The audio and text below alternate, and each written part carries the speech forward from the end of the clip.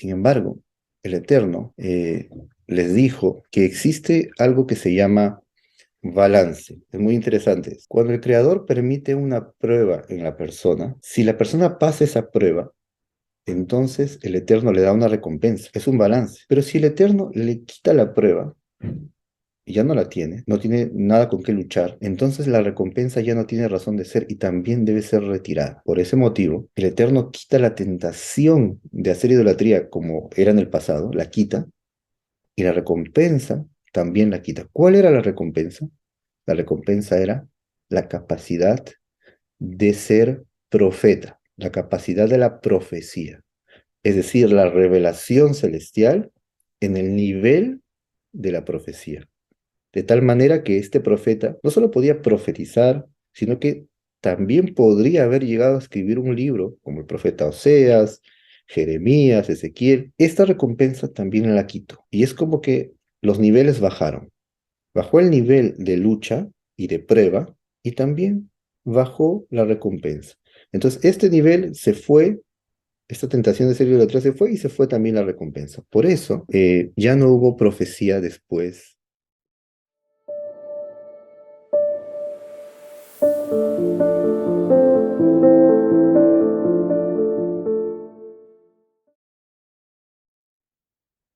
Shalom a todos. Continuando con nuestro estudio, en esta oportunidad vamos a tocar el tema de las Sagradas Escrituras. Ese es el tema de hoy. Pero antes de iniciar, deseo dar una breve introducción tocando unos puntos muy importantes acerca de este estudio, de esta serie de estudios que vamos a tener, ya que principalmente nuestros estudios se van a orientar en explicar las bases y los fundamentos de la fe judía. Y como dijimos, también tenemos que tocar la diferencia con el cristianismo y explicar la razón fundamental por la cual la doctrina judía o la fe judía no cree en las bases o los fundamentos de la doctrina cristiana.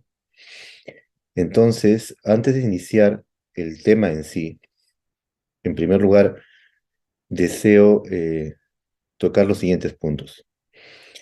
Nosotros vamos a estudiar la fe judía ortodoxa. Es sabido que hay movimientos judíos mesiánicos y entre ellos hay diferentes ramas. Nosotros no somos judíos mesiánicos, nosotros somos judíos ortodoxos y la fe judía ortodoxa es la que vamos a estudiar. Esa es la que vamos a revisar. Esa es la primera aclaración que quisiera hacer de antemano, pero también con la ayuda del cielo vamos a ocuparnos en explicar incluso acerca de los temas que tienen que ver con los judíos mesiánicos y las cosas que ellos enseñan, ¿por qué nosotros no estamos de acuerdo con ellas? ¿Cuáles son los puntos y las bases que tenemos para estar en desacuerdo? Lo segundo es que para hablar sobre los fundamentos de la fe judía y para explicar por qué no están de acuerdo con la doctrina cristiana, para ello necesitamos un poco de paciencia. Es decir, vamos a dar un ejemplo. Si viene un judío a conversar con un cristiano, la primera pregunta que le surge al cristiano es decir, ¿por qué no creen en Jesús? ¿Por qué no creen en Él? Para que el judío o el rabino desee responder a esta pregunta o hablar de este tema, en realidad no va a poder responderlo de una sola vez, porque son muchos temas, son muchos eh, asuntos mezclados unos con otros. Por ello, en este estudio nosotros necesitamos tocar tema por tema. No podemos de una sola vez explicar sobre las profecías mesiánicas y sobre los fundamentos de la fe. No podemos abordar todo. Para ello necesitamos un poco de paciencia y lo que vamos a hacer en nuestro estudio es tema por tema, avanzar de menos a más, ir poco a poco, tocando los temas más fundamentales, tal vez que para algunos ya son muy conocidos, pero desde lo más fundamental, ir explicando todos los temas en su respectivo lugar. Por ese motivo es que estaremos subiendo en nuestros estudios eh, temas al principio básicos que van a ir tocando todos los asuntos fundamentales y solamente después que la persona estudie todos los temas, solo entonces va a entender eh, por qué la doctrina judía no es conforme a la doctrina cristiana. No lo va a entender en un solo estudio. Eso es lo que intento explicar aquí. Tercero, eh, vamos a estudiar nosotros digamos, dos caminos en este estudio. El primero va a ser doctrinal, es decir, vamos a enfocarnos en lo que está escrito en la Biblia hebrea, desde el hebreo, por supuesto, y vamos a revisar que según la doctrina hay errores en los principios cristianos, los fundamentos del cristianismo están equivocados. ¿Pero por qué están equivocados? Porque doctrinalmente vamos a revisar que lo están. Vamos a enfocarnos en la doctrina, en el estudio, en los versículos. A eso llamamos el estudio solamente en la doctrina. Pero también vamos a revisar un tema un tanto delicado que es la historia. La historia es bastante difícil en muchos casos por la siguiente razón, que para un grupo una historia es verdadera, pero para otro grupo esa misma historia es falsa y ellos tienen otra historia. Entonces, obviamente, aquí surgen muchas discusiones sobre cuál es la verdadera historia de las cosas que pasaron. Pero nosotros lo que vamos a hacer aquí es presentar la historia que la tradición judía, que la transmisión oral posee. La historia judía que poseemos de todas las cosas que pasaron, incluso con Jesús y en general, y las historias de la Biblia en sí, también vamos a revisar. Vamos a revisar qué pasó durante la historia. Y aunque el tema es un poco más delicado porque para algunos la historia es de una manera, pero para nosotros es de otra, de todas maneras nosotros solamente vamos a presentar esa historia para que la persona tenga claro que también poseemos una tradición en cuanto a la historia. Entonces, en esos dos temas vamos a concentrarnos en nuestro estudio.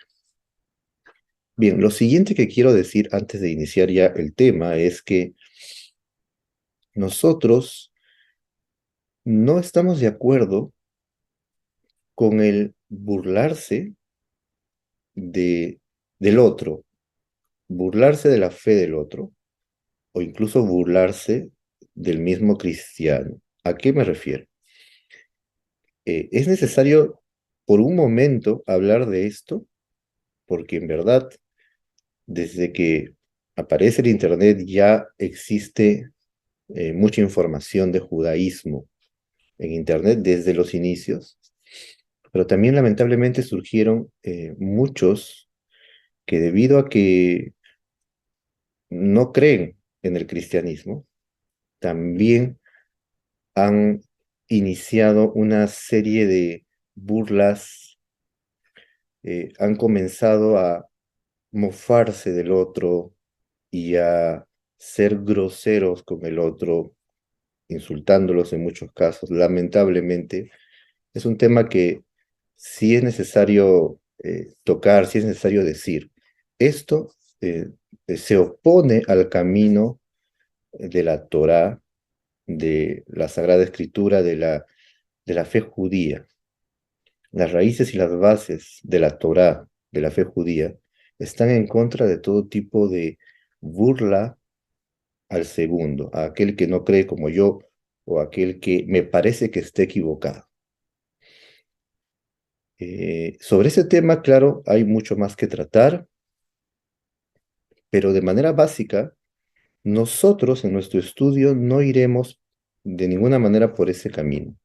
Nosotros no estamos para decir que aquellos que no creen como nosotros, entonces, eh, por decirlo así, son como tontos o no tienen inteligencia y todo eso. No estamos para intentar al otro humillarlo por el simple hecho que no cree de la misma manera que nosotros. Ese no es el camino. Y no iremos jamás por ese camino, y es más, estamos en contra, y la Torah misma está en contra, y sobre este tema sí lo tocaremos porque hay algunos que creen que la misma Torah les da permiso para burlarse del cristiano. Hay algunos que sienten que es así, es más, tienen ciertos escritos que ellos creen basarse en ellos para burlarse. Nosotros sabemos a qué se refieren y vamos a explicarlo después, para no extendernos más en otros temas que no sea el tema de hoy. Bien, entonces con estas cosas que deseaba aclarar, vamos a comenzar el tema de hoy. Concentrémonos solamente en este tema ahora, que es la Sagrada Escritura, uno de los fundamentos de la fe judía y también de la fe cristiana. Es que existe una Biblia que contiene la revelación divina. Entonces, de por sí, vamos a iniciar diciendo que la base de la fe, de la Torá, de la fe judía, y como dijimos también de la fe cristiana, la base es que existe revelación del Creador al hombre, que el Creador se reveló al hombre, le reveló lo que él quiso transmitirle, lo que conocen en el cristianismo como la palabra de Dios. En realidad es esa misma idea. Existe revelación divina. Y esto es necesario, a pesar que no sería necesario siquiera decirlo, pero lo mencionamos por la siguiente razón. Que todo aquel que diga que no hay revelación divina ya se ha salido de los fundamentos de la fe de la Torá. Porque en toda la Torá escrita, por supuesto también oral, en toda la Torá está el fundamento de que el Eterno, el Creador, se revela al hombre. Entonces, si aparecen personas diciendo que la Torá, la Biblia, son un conjunto de pensamientos humanos, recopilaciones de distintas formas de pensar, entonces aquella persona o aquel grupo, aquel tipo de pensamiento ya se ha salido de los fundamentos de la fe judía. Existe la revelación divina y aquella revelación fue desde Adán. Adán recibió, cuando fue creado, de inmediato la revelación de su creador. Y el Eterno habló con Adán, le dio instrucciones y también le enseñó muchas cosas. Y así con el paso del tiempo, aquella revelación fue posible para el hombre. Dentro de la fe judía, nosotros entendemos que hay una etapa en la vida del ser humano desde su creación en la cual ha sido posible aquella revelación de una manera muy elevada. A eso le llamamos el tiempo de la profecía. Para nosotros existe una temporada en la cual pudo existir aquella revelación en un nivel alto, al cual llamamos profecía. Y ya después de la salida de Egipto, con la llegada de Moisés en adelante, sabemos que él escribió los 5 libros de la ley de Moisés, como es conocido, que para nosotros lo llamamos la Torá. La Torá significa la instrucción. Moisés lo escribió al final de su vida, toda la Torá entera, al final de su vida. Y esto también está escrito en el libro de Deuteronomio, en la misma Torá. En hebreo lo llamamos Devarim. El libro de Deuteronomio, capítulo 31, el versículo 24, dice, voy a leerlo del hebreo directamente, dice, Y fue que cuando terminó Moisés de escribir las palabras de esta Torá sobre el libro, ¿sí? Entonces mandó Moisés a los levitas que llevaban el arca del pacto del Eterno. Y en el versículo anterior dice que escribió sobre el libro hasta terminarlo. Y Moisés mandó aquí, tomen el libro de esta Torá y colóquenlo al costado del arca del pacto del Eterno. Eso es lo que dice el Deuteronomio 31. Y, y aquí en la historia está ya al final cuando Moisés iba a irse de este mundo. Entonces, la Torá de Moisés es aquella revelación divina que fue colocada sobre el libro por orden divina. Es decir, Moisés estuvo en el monte Sinaí, como todos saben, 40 días y 40 noches. Pero en realidad, si vemos con mayor atención, Moisés estuvo mucho más que 40 días. Moisés descendió del monte, luego volvió a subir al monte y en total estuvo 3 veces 40 días en el monte Sinai. Y durante ese tiempo, el Eterno le reveló la Torá. Y al final de su vida, antes de irse de este mundo y delegar el cargo a Josué, puso por escrito la Torá, por orden divina. La transmisión oral que nosotros vamos a explicar, todo nuestro estudio está basado y fundamentado en la transmisión oral, en todo lo que se recibió de padres a hijos hasta ahora.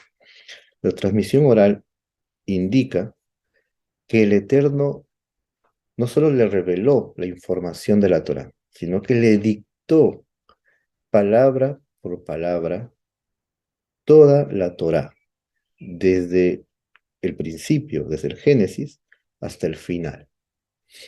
Toda la Torá fue escrita por Moisés. Entonces, este tipo de revelación, nosotros llamémoslo la revelación de la escritura, es que el Eterno revela una información y también manda ponerlo por escrito. Una vez que el profeta, en este caso Moisés, escribe la Torá, es el Eterno quien adicionalmente le da la información de todo lo que significa aquello que acaba de escribir. Y la propia escritura, incluso la manera de escribir, todo fue orden celestial con una razón específica. Esa es la transmisión judía sobre cómo fue escrita la Torá y todos los libros de la Biblia en sí. Después que Moisés se va de este mundo, sabemos en la historia, viene Josué, los jueces, los reyes de Israel, y durante aquella época muchos profetas fueron escribiendo la propia revelación que ellos recibían, y cuando lo escribían lo hacían también por orden divino. Llegamos a la época entonces, en nuestro estudio, vamos a contar una historia muy interesante, en la época de Esdras. Esdras viene en la historia después del exilio babilónico. Sabemos que los judíos fueron al exilio en Babilonia durante 70 años. Ellos regresan del exilio, el primer templo había sido destruido y ahora ellos regresan a construir de nuevo el templo, este sería el segundo templo. Y después de ello, después de iniciada la construcción, Esdras, que se encontraba en Babilonia, sube a la tierra de Israel. Y él, siendo un gran sabio de Torá, habiendo recibido de sus maestros anteriores, Esdras era discípulo de Baruch ben Neriá, y Baruch ben Neriá era discípulo del profeta Jeremías. Entonces, él tenía los fundamentos del estudio de la Torá muy claros, y a la misma vez él era profeta. Y era una época en que, obviamente, estaban los profetas. Como dijimos, la época de los profetas es una temporada que tuvo un fin. Lo explicaremos a continuación. Una vez que Esdras llega a la tierra de Israel, está escrito en su propio libro, en el libro de Esdras, también en el libro de Nehemías. Tanto Esdras como Nehemías vienen y hacen una serie de arreglos y ordenan todos los asuntos del pueblo de Israel. Y aquí es donde viene la transmisión oral. Aquí hay una historia que nos cuenta la transmisión oral de lo que pasó en aquella época. Cuando Esdras viene a la tierra de Israel, tal como su libro lo cuenta, eh, reúne al pueblo, les enseña la Torá, los llama al arrepentimiento. Incluso está escrito que hacen ayunos, también está escrito que Nehemías hace mucho esfuerzo por el bien del pueblo.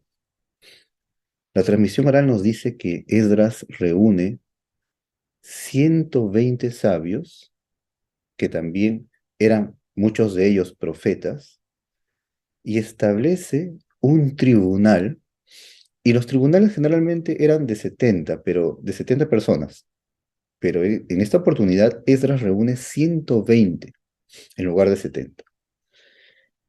Y se reúnen y establecen el tribunal del cual van a surgir todos los arreglos y todo lo que necesita el pueblo de Israel de aquí en adelante, ya que habían pasado un exilio fuera de Israel, eh, un exilio muy difícil. Ellos buscaron entonces que el pueblo de Israel resurja y continúe guardando la Torá como debe ser, como siempre debió ser, pero ellos vieron que por los pecados de la idolatría, tal como está escrito en los libros de los profetas, por eso el Eterno se enojó, envió al rey de Babilonia, eh, hubo muchas aflicciones por el pecado de la idolatría. Entonces, ahora era la oportunidad de restablecer todo. Esdras reúne 120 sabios y profetas, todos conocedores de la Torá de Moisés, sabios y sobre todo de un nivel de santidad importante y grande, elevado. Y hacen muchos arreglos y muchas cosas importantes para el pueblo. Pero una de las cosas que ellos hicieron fue que por mandato divino, ya que eran profetas, ellos recopilaron los libros de la Biblia, de la Escritura. No lo hicieron por su propia cuenta, ya que todo lo que ellos hacían tenía que ser bajo el mandato divino. El Creador mismo les mandó recopilar los libros que iban a ser considerados libros sagrados. Al recopilarlos, ellos conformaron la Sagrada Escritura, y es lo que hoy en día la mayoría de cristianos también conocen como Antiguo Testamento. Obviamente nosotros no lo llamamos así y lo explicaremos posteriormente. Pero allí fue compilada la Escritura a través de los 120 sabios y profetas. A estos 120 se les llamó los hombres de la gran asamblea. Ese es el nombre que recibió en la historia judía estos 120 sabios. Ellos entonces fueron los que reunieron los libros de la Biblia, el libro de Josué, Jueces, Samuel, los profetas, etc. Era sabido que también habían otros libros que habían sido escritos, pero no fueron escogidos porque por revelación divina, solo los libros que nosotros conocemos en la Escritura son los que fueron escogidos para ser considerados libros sagrados, porque fueron escritos por mandato celestial con lo que se llama con inspiración divina, en hebreo Ruach HaKodesh, pero tiene que ver con una manifestación, una revelación que también los llevó a escribir, y no solo escribir, sino exactamente qué palabras usar. A ese tipo de revelación, a ese tipo de revelación nos estamos refiriendo. Entonces tenemos que tener claro que todos los libros de la Biblia, de, por lo menos de la escritura judía, hebrea, hasta la época de Esdras, estamos hablando, fueron una revelación celestial, incluso en la escritura misma. Incluso la forma de escribir también tenía y tiene una razón de ser y un porqué. Siendo así, eh, tenemos entonces, gracias a los hombres de la Gran Asamblea, liderados todos por Esdras, lo que conocemos como la Biblia hebrea, la Biblia judía. Hasta ahí no estamos para el público cristiano que nos escucha, todavía no había llegado nada de la historia que cuentan en el Nuevo Testamento. Por supuesto, era la época de Esdras y ellos eran profetas. Entonces hasta allí llega la compilación de la Biblia. Una vez que ellos determinan cuáles son los libros de la Biblia, después de ellos ya no hay posibilidad que un nuevo libro ingrese en aquella compilación. Después que ellos ya la compilaron, ya las reunieron y las establecieron como Sagrada Escritura, con mandato divino, ya no hay forma que después en la historia otro libro sea incluido. Incluso si buscáramos dentro de ellos mismos, dentro del pueblo de Israel, después de 50 años de Esdras, supongamos, se levanta un sabio, también muy bueno, muy sagrado, que tiene mucha sabiduría, y escribe un libro. Ese libro definitivamente es muy bueno porque viene de un sabio, viene de alguien elevado en conocimiento y en santidad.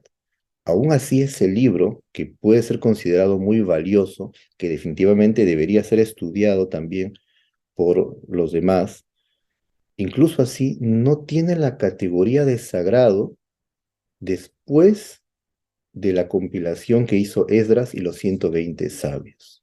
A pesar que el libro es muy bueno y explica muchas cosas de la Torá, no puede ser considerado libro sagrado. Siendo así, nosotros no consideramos los libros del Nuevo Testamento como sagrada escritura. ¿Y por qué razón?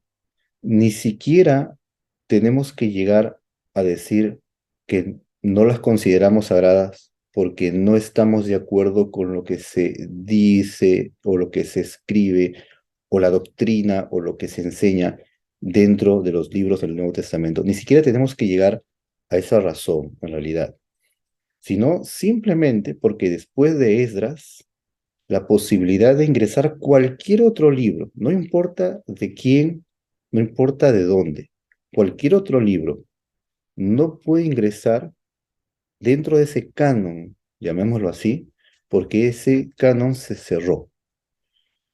Entonces no tiene que ver incluso con el grupo cristiano, no tiene que ver incluso con los discípulos de Jesús propiamente dicho, sino que pueden ser discípulos de cualquier otro sabio judío, eh, pueden ser discípulos muy altos, pero todos los libros en resumen no pueden ingresar. Ese es el fundamento, es decir, esa es la razón básica. Por eso tenemos que decir que incluso no tiene que ver con la oposición o con la contradicción que la fe judía tiene con la fe cristiana. O sea, no tenemos que llegar a ese punto siquiera para decir no aceptamos los libros del Nuevo Testamento como la Biblia, como Sagrada Escritura. No tiene que ver incluso porque no estemos de acuerdo. Ese es el punto. Tiene que ver con un asunto histórico, con un hecho histórico, que el canon se cerró. No puede ingresar otro libro más. Pero la pregunta es ¿por qué? Y aquí es donde vamos a narrar una historia muy interesante. Esto viene en la tradición judía, también lo encontramos obviamente en el Talmud, que trae muchas de las tradiciones judías. Y es la siguiente. Esdras y los 120 sabios, también estaba incluido allí Nehemías y muchos otros, eh, ellos pensaron lo siguiente. Ellos dijeron, ¿por qué razón el templo de Salomón, el primer templo, se destruyó?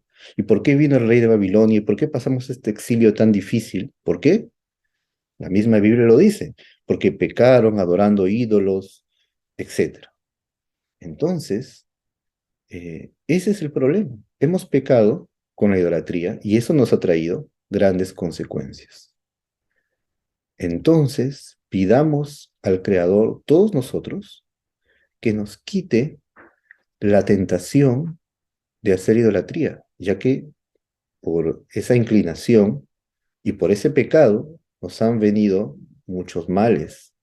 Y aquí es donde tenemos que explicar algo muy interesante. Cuando hablamos de idolatría hoy en día, en el presente, la mayoría de personas imagina eh, un tipo de pensamiento equivocado. Hoy en día aquel que hace idolatría es porque cree que cierto ídolo tiene algún poder y le va a ayudar y le reza. Pero en la época antigua, la idolatría era una tentación y un deseo que iba más allá de un error en la mente, de un error de concepto. Había una tentación, un anhelo, un deseo por hacer idolatría. Era algo diferente a lo del presente. Podemos compararlo hoy en día al deseo sexual. Hoy en día, por ejemplo, un niño no entiende eso, pero un adulto sí. Entonces, en la época de la Biblia, hacer idolatría era una tentación fuerte incluso. Y por esa razón está escrito en la Biblia continuamente. Y el pueblo de Israel volvió a pecar y adoraron a ídolos. Y muchos en el presente, cuando leen la historia de la Biblia, se preguntan, ¿por qué el pueblo de Israel todo el tiempo está cayendo en idolatría una y otra vez y otra vez? ¿Qué sucede? Todos se han preguntado honestamente eso cuando leen las historias. ¿Por qué el pueblo de Israel cae en la idolatría? ¿Qué tan atractivo puede ser? ¿Por qué de nuevo caen? ¿Por qué hay tanta terquedad de volver a adorar ídolos? Si sabemos que los ídolos no son nada, si ya hemos visto los milagros del Creador, ¿por qué caen constantemente ahí? Y la respuesta es que en aquella época la idolatría era un impulso y una tentación que puede ser incluso comparada a la tentación sexual, una tentación difícil, una tentación que hoy en día no entendemos porque hoy en día nosotros estamos como aquel niño que no entiende, eh, por ejemplo, si ve una pareja en la calle que se está besando, el niño no entiende eh, cuál es el deseo por ello, incluso muchos niños les da asco, porque no entiendes, niño. Nosotros estamos en esa categoría en el presente, en nuestro mundo presente. Por ese motivo es que Esdras y los sabios piden al Creador que toda esa tentación tan fuerte de hacer idolatría se vaya. Es decir, el Eterno mismo lo retire, lo quite, lo elimine.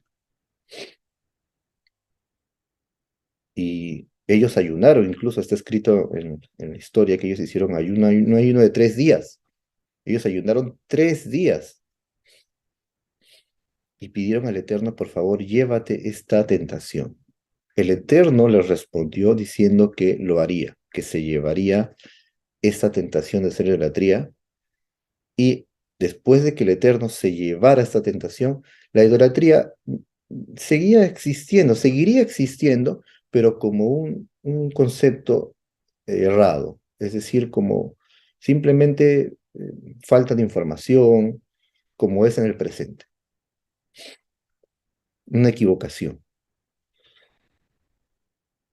Ellos, después que pidieron que se llevara esa tentación, nosotros vemos en la historia el resultado, porque después de Esdras, en toda la historia judía, en todos los libros de historia también, no se ve que el pueblo de Israel de nuevo caiga en idolatría como lo hacía en la época bíblica. Ya no. Ahora, eran otros problemas los que surgían, pero no es. Sin embargo, el Eterno eh, les dijo que existe algo que se llama balance. Es muy interesante esto. Cuando el creador permite una prueba en la persona, si la persona pasa esa prueba, entonces el Eterno le da una recompensa. Es un balance. Pero si el Eterno le quita la prueba y ya no la tiene, no tiene nada con qué luchar, entonces la recompensa ya no tiene razón de ser y también debe ser retirada. Por ese motivo, el Eterno quita la tentación de hacer idolatría como era en el pasado, la quita, y la recompensa también la quita. ¿Cuál era la recompensa? La recompensa era la capacidad de ser profeta, la capacidad de la profecía, es decir, la revelación celestial en el nivel de la profecía. De tal manera que este profeta no solo podía profetizar, sino que también podría haber llegado a escribir un libro, como el profeta Oseas, Jeremías, Ezequiel. Esta recompensa también la quitó. Y es como que los niveles bajaron. Bajó el nivel de lucha y de prueba y también bajó la recompensa. Entonces, este nivel se fue, esta tentación de ser idolatra se fue y se fue también la recompensa. Por eso, eh, ya no hubo profecía después de Esdras y los 120 sabios. Incluso tenemos nosotros el año exacto. Por ejemplo, los egipcios hicieron esclavos a Israel durante mucho tiempo, pero en el año 2448, desde la creación, el pueblo de Israel salió de Egipto. 1000 años después, en el año 3448, fallecieron los últimos profetas, que es Ageo, Zacarías y Malaquías. En hebreo es Haggai, Zechariah, Malají. Y cuando ellos fallecen en esa época, allí termina la profecía, allí se acaba la capacidad de ser profeta en sí y de escribir un libro de profecía. 1000 años exactamente desde la salida de Egipto hasta que se acabó esa temporada. Después de ello, se fue la capacidad de ser profeta. Por supuesto que después de ello, sí existían hombres de elevada santidad que podían tener cierta, incluso inspiración, pero no del grado de escribir un libro sagrado que pueda ser incluido en el canon de la escritura. Siendo así, como dijimos, nosotros, en base a esto, decimos, los libros del Nuevo Testamento no pueden ser considerados como libros sagrados, inspirados por Dios para que sean considerados Sagrada Escritura, que tengan la categoría de Sagrada Escritura, ni siquiera por el hecho que la fe judía no esté de acuerdo con los conceptos cristianos, sino por un hecho histórico, que después que el canon se cierra, ya no puede ingresar ningún otro libro después. Ese es uno de los fundamentos. Y esa es una de las cosas que deben quedar claras para aquel que quiera saber e informarse sobre la fe judía. Que cuando hablemos de la escritura, ¿qué dice la escritura? ¿Cuál es la revelación divina? Para nosotros es los libros que el cristianismo conoce como Antiguo Testamento, para nosotros es llamado la Sagrada Escritura. No lo llamamos Antiguo Testamento y eso lo explicaremos en otra oportunidad. Ahora bien, vamos a encontrar también dentro del Nuevo Testamento hay algunos dichos muy interesantes que nos muestra también que en la época en que los escribieron, consideraban a la escritura solamente lo que conocen como Antiguo Testamento. Por ejemplo, hay una famosa escritura, un famoso dicho dentro del Nuevo Testamento. En el Nuevo Testamento, en segunda de Timoteo 3:16, dice, toda la escritura es inspirada por Dios. Ahora, preguntémonos, aquel que escribe esto, ¿A qué se refiere? ¿A qué escritura se refiere? ¿Toda escritura es inspirada por Dios? ¿Se refiere al Nuevo Testamento? Tendríamos que decir que no, porque en esa época no fue escrito el Nuevo Testamento. El Nuevo Testamento fue compilado mucho después, también hablaremos de eso. Entonces, cuando dice escritura, se debe referir justamente a Isaías, Ezequiel, la ley de Moisés. También desde que inicia los evangelios, Mateo en general, todo el tiempo ahí dice para que se cumpla la escritura. Y la escritura se refiere a los profetas.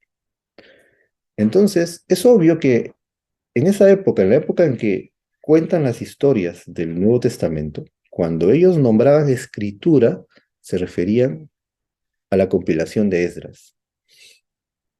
Incluso en el Nuevo Testamento, en Romanos 3:1, dice, ¿qué ventaja tiene pues el judío? Mucho en todas maneras. Primero, ciertamente, que les ha sido confiada la palabra de Dios. Y en esa época que escribieron esta carta a los romanos, no existía el Nuevo Testamento como tal.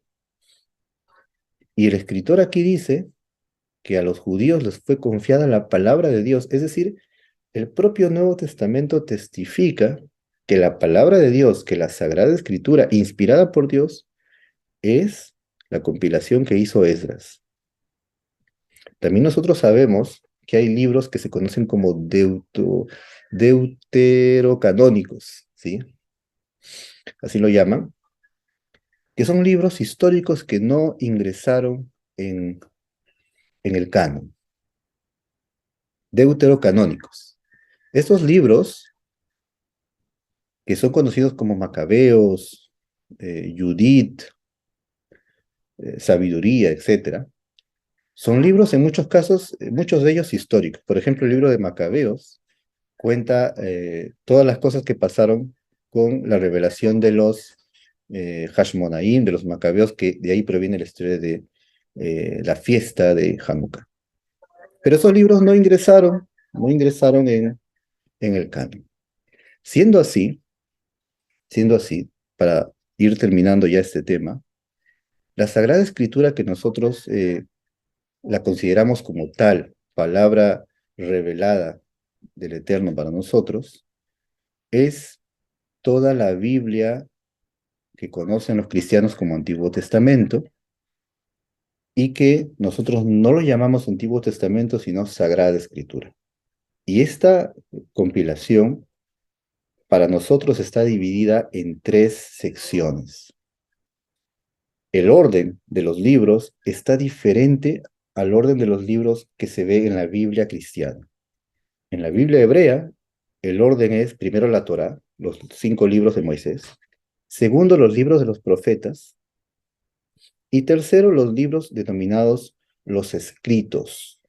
En hebreo sería Torá, la ley de Moisés, Nevi'im, profetas, Ketuvim, escritos. En los profetas está Isaías, Jeremías, incluso las historias de Samuel, y en Ketuvim están estos libros de los Salmos, Proverbios, incluso Job, Cantar de los Cantares, las Lamentaciones, etc.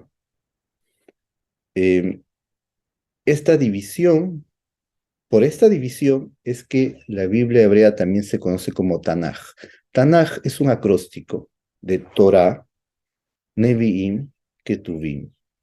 Si tomamos las primeras letras, Torah, Nevi'im, Ketuvim, las primeras, y las retiramos y hacemos un acróstico, sale la palabra Tanaj. Por ese motivo, hoy en día es conocido como la Tanaj judía. Entonces, antes de seguir y de explicar los fundamentos de la fe judía y por qué son diferentes a la fe cristiana, tenemos que tener claro que nos vamos a basar en lo que dice la Escritura y que cuando ingresemos a revisar lo que diga el Nuevo Testamento, no será considerado como revelación divina ni palabra de Dios, pues, como ya explicamos, no lo es, no ingresó en el canon no solamente los libros del Nuevo Testamento, sino ningún otro libro. Y en base a eso vamos a poder continuar explicando las bases y los fundamentos de la fe judía y que el oyente tenga claro a qué nos referimos. Como dijimos, no podemos tocar todos los temas de una sola vez. Comencemos por este, que es uno de los más fundamentales. Y en los siguientes estudios vamos a tratar temas que van a ir ingresando mucho más al asunto entre las diferencias entre la fe judía y la fe cristiana. Esperando que haya sido de ayuda este corto estudio, me despido deseándoles muchos éxitos y nos veremos la siguiente oportunidad con la ayuda del Eterno. Muchas verajot a todos. Shalom.